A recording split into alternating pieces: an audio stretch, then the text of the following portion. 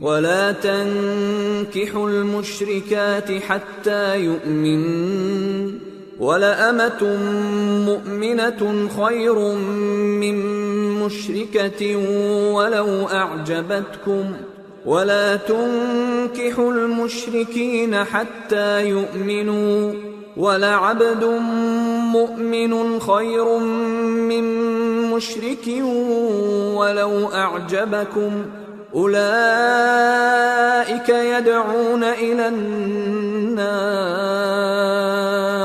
والله يدعو إلى الجنة والمغفرة بإذنه ويبين آياته للناس لعلهم يتذكرون۔ اور مومنوں مشرک عورتوں سے جب تک وہ ایمان نہ لائیں نکاح نہ کرنا، کیونکہ مشرک عورت خواہ تم کو کیسی ہی بھلی لگے اس سے مومن لونڈی بہتر ہے،